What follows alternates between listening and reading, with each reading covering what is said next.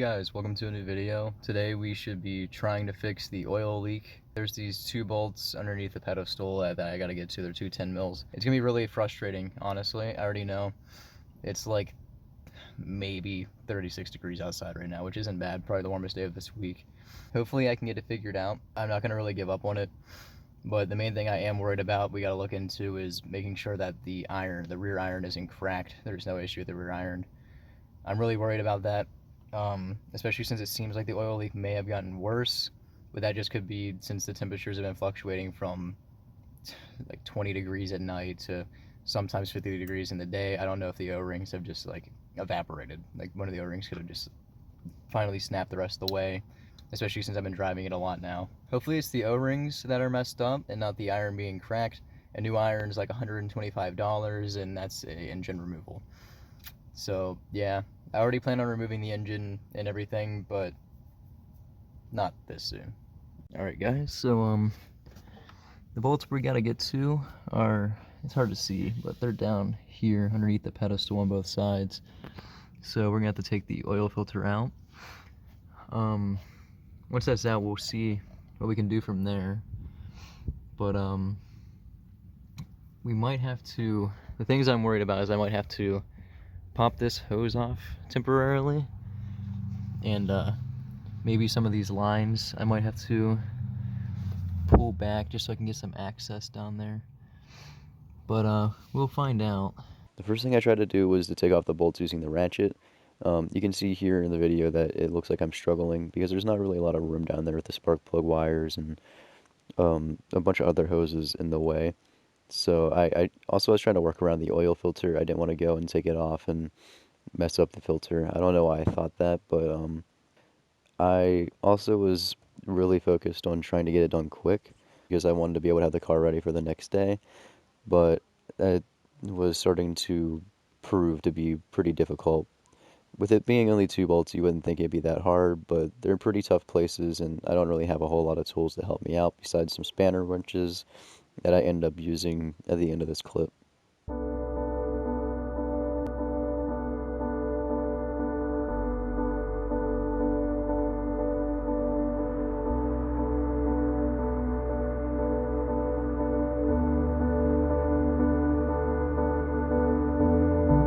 So let me see if I can get you a idea of the situation right now. So see these 2 wires right here? Let's follow these down. So we go down in here. You got these blue caps. These are some of my spark plugs. You can see right here, this like the other end of this bolt. Well, right next to it, right where my little index finger is where the pedestal bolt is. Well, one of them that I'm trying to get to. Anyway, I'm trying to get this filter off, this oil filter off, and I'll explain the situation. I have this oil filter tool that goes on there, but as you can see, it's 3/8. I have an extension, and I think there's a swivel up there, but I only have a 1/2-inch ratchet. The other half of that ratchet snapped off when I was trying to change my calipers for another video, like last year at some point. Anyway, so I messaged a friend to see if anyone can bring me out a 3/8 ratchet. Until then, I guess I can show this thing. So here's this hose. As you can see, there's no clamps on it, and I've had a pretty gnarly vacuum leak for a while, and that hose goes from this to this. Look how easily this just slips on. No effort. No effort. So I would not be surprised if I have a vacuum leak here because it's not properly sealed.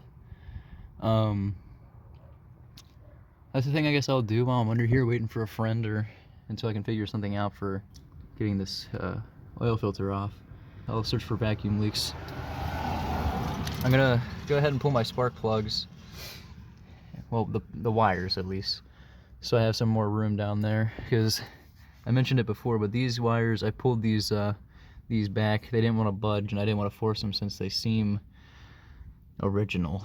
Last thing I want is to rip a cable and then have a worse oil leak or an even worse vacuum leak. I'm not sure what these are, but I'm assuming they're oil since they go straight to the block.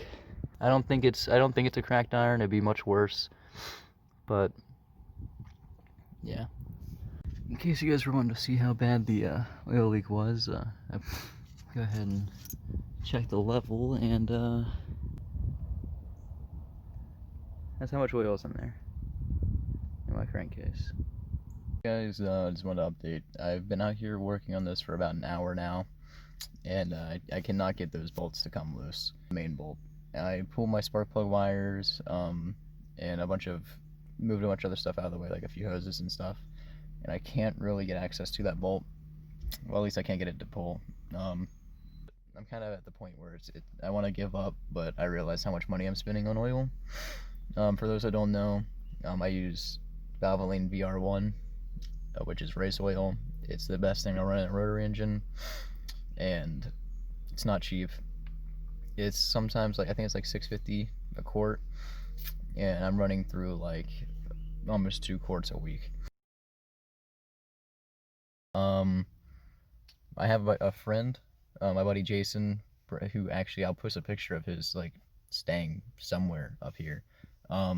He has a sick I think it's some sick old V8, swapped Mustang. Anyway, he's bringing me the ratchet I need, the 3/8 drive ratchet, and hopefully that means I can get this done and I will not be leaking oil anymore. I did a big comment, well, a big post on the FC group, and I asked, hey, is this signs of a cracked iron? No one really said, so I'm guessing it's really hard to determine. I did do the math. I've driven roughly 103 miles since Monday, and today is currently Saturday, and that means I've lost about 1.5, 2 quarts over those 103 miles I've driven. That means, because I thought I'd only driven like 50 miles, to be fair, and now I know I've not driven very little. I've actually driven pretty decent amount of miles since then, and still unacceptable about how much oil this thing's leaking. That's all right. I'm gonna go ahead, turn my car off now, so I don't drain the battery. I've been charging my phone. But my friend's bringing me that 3/8 ratchet. I'm gonna go grab my sockets, and then I'm gonna start getting back to work. So this is the current situation with the engine bay. I'm actually pulling out all this plastic piece and lifting this up because the map's underneath of that. I want to make sure it's seated right. I want to make sure I did it right when I installed it, the new one. Let me show you over here. So we got these spark plug cables. These are out right now, so we have access down here. What we gotta do is pull that oil filter off, and then we should be golden and have enough room to start accessing stuff. So I'm sitting here, I'm working on it, and I get this bolt off. It's this little 12 mil bolt, and I was looking for the other one, and you know, it's all the way back here, right? This little bolt right here. And I put my socket on it, well, I put my wrench on it, and I gotta turn it, and it feels like I slip off of it. Well, it was less than hand tight on there. So I might have had a massive vacuum leak from the throttle body. Would explain a whole lot, and makes me a lot more confident in my math job. But once we pull all this off, let me get this bolt out. Here we go. Yeah, hand tightened. We'll see. Look in here into the throttle body. You can see down in there. We'll see, but there might have been a vacuum leak from my throttle body. Alright, so tighten these bolts back up, tighten the brace back up, tighten all this down, just put the airbox entirely back in, check the math. All I have to do is double check this hose. That's gonna be easier to do with the tool. Anyway, check this hose, make sure it's on all the way on both sides, and then hopefully no vacuum leak, or at least less of a major vacuum leak. Feeling these, they're not hand tight anymore.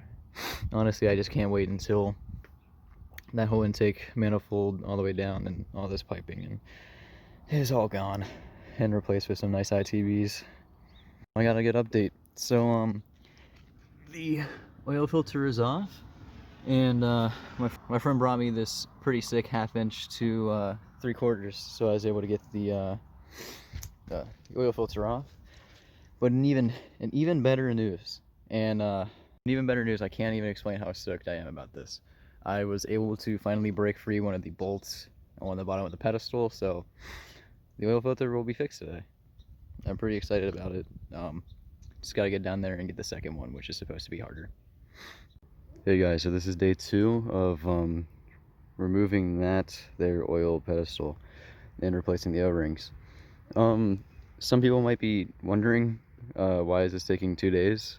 The first night of me recording, which was yesterday, ended up dropping out to like 18 degrees, and I went inside before that, but I was working in like 23-degree weather, and I literally was so cold that I could hardly like close my hands.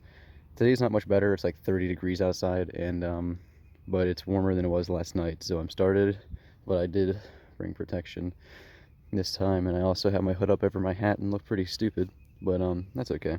I went ahead and tied up some things I did last night before I started recording, like I made sure that all the spark plug wires were put back on, and there is a hose down there that I took the little clamp off of.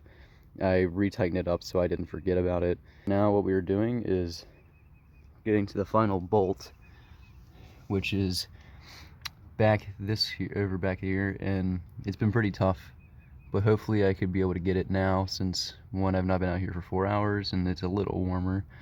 Once that's off, we'll go ahead and we'll clean up inside of here and make sure there's no like debris in it, and we'll go ahead and replace the O-rings, put it all back together, and boom, we should have no oil leak.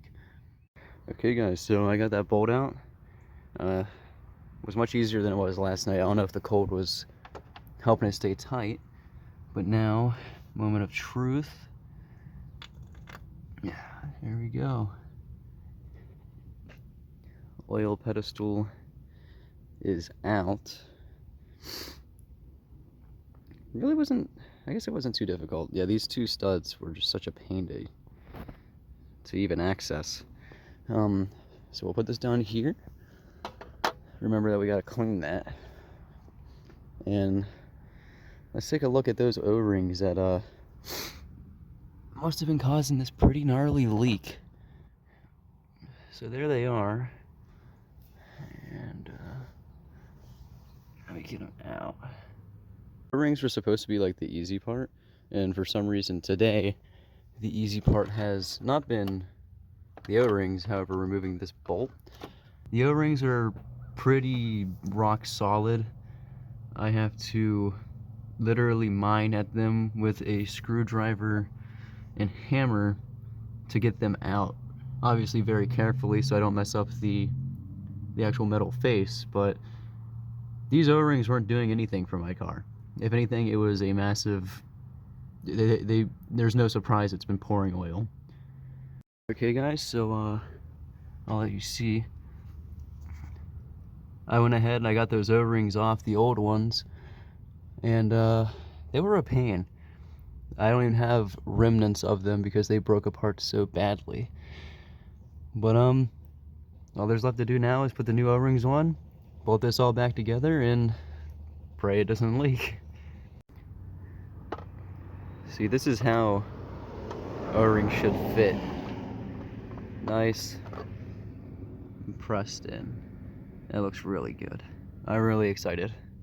Okay guys, so the pedestal and the new O-rings are on, tightened down. Gonna put the oil filter back on, and we can start it and check to see if it leaks and see if I need to tighten it down more. But I'm pretty excited. Guys, so car's running. I'm currently putting the shrouding back on, but there's no leak. The leak's gone. The only issue that I actually did have starting it up was that I had my spark plug wires turned backwards, and I'd been charging my phone without the car running, so the battery is like starting to die. Well, besides that, It's doing great. I think the vacuum leak might still be there because it still has like a slightly rough idle, but I won't know until I start driving, which I'll be doing here soon. I'm letting the car warm up right now. I'm gotta put these bolts right here back onto the shroud, and hopefully everything's good. Okay guys, so something really scary just happened while I was running. Let it warm up all the way and wasn't paying attention. I revved it and it sounded it breaking up. I didn't know why it was breaking up. I looked down and checked the spark plug wires, and that one of those hoses I undid. I didn't tighten the clamp all the way on, and it seemed to be the coolant hose, and it was spewing coolant everywhere.